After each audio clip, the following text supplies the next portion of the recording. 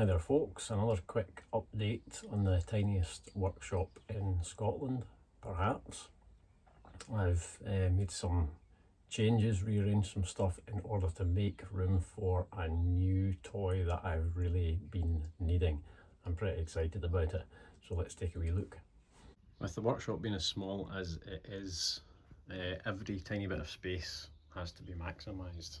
I've got aprons hanging, I've got bigger wood scraps there, smaller scraps here, I've got tool racks on every wall. And of course, I made this vertical mitre stand and then added a sort of prototype removable router table on top of it. The thing with a router and with any power tool to a slightly lesser extent is it kicks out so much dust, sawdust and wood shavings. Router is particularly nasty in that regard because it's this fine snowflakey type stuff that drifts around and it just gushes out. Now for dust extraction, previously I've just been using a vacuum cleaner. It's not here right now, down here, hooked up to a hose, which is not great for the vacuum cleaner, household vac. It's not designed for dust. It's an old one that we don't use for the house, so I was using that, or I was just taking the tools outside, where I do have plenty of workspace. Usually just about where the dog is there, but it's not a great solution.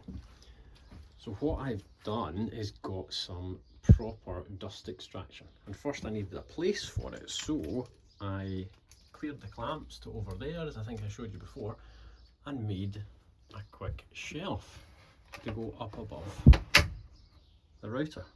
This will apparently take 50 kilos, but it won't need anything like that. I'm only going to be putting about 5 kilos on it, which is a pretty good ratio when you're quoted the weight bearing of some mysterious third-party hinges from Amazon.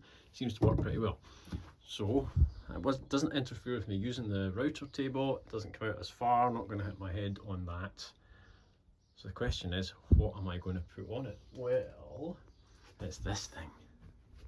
This is the R15 from Evolution, same people that make my miter saw and my table saw. And it's a shop vac. It's a wet and dry vacuum cleaner. You just switch the filter inside the bucket there to change it from wet to dry. Got a big long cable, got some extension wands there. If I flip this round, see if I can do this one-handed, much better.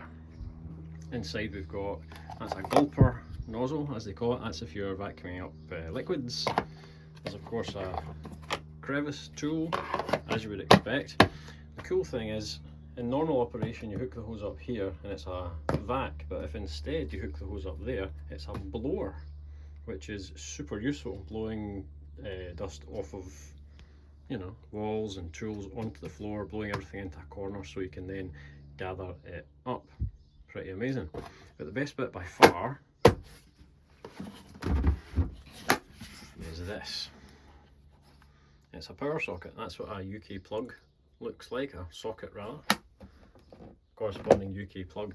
And this is called a power takeoff, and it'll do up to 1700 watts as it says there. The way it works is pretty simple.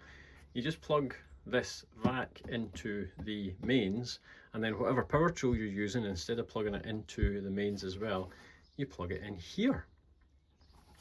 This is a three-way switch. That's off, that would be on just as a vacuum, and that is the power takeoff position. And what happens is when you power up your tool, say a router, drill, whatever it is, this detects the power draw and it switches on the suction.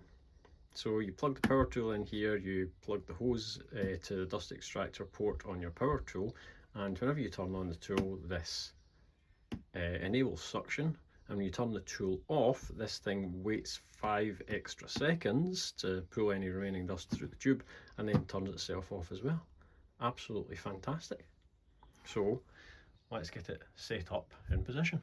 There it is. Obviously need to do something about strapping that hose back, but we're connected to the power takeoff. That's plugged in, connected to the router. It's all run through the 12-volt release. So when I press that, that'll come on, and this will come on. and it'll be massively noisy, so I'm going to put on my ear defenders just to do the test. Okay, here we go.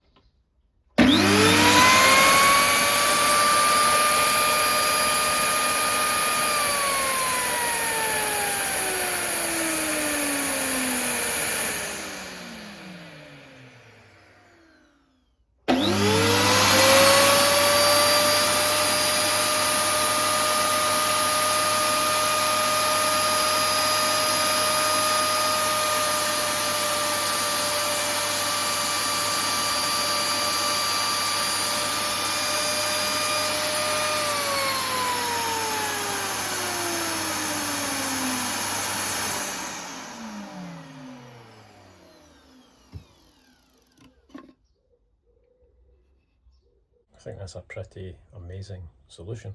The whole top of the unit just clips off so that I can empty the whole bucket. I've got a bin in here, massive bins outside just on the other side of the workshop, garden bins to properly dispose of the wood shavings rather than putting it into landfill, of course, but you can also use wood shavings in soil for the garden. It's apparently good for the plants, so my wife tells me. That is an excellent new addition to the Workshed and really doesn't take up any space that I was using since it's up above something else. And if I move the shop vac somewhere else, I can just fold that shelf down and get back that wall space to lean in over the router table. Pretty great.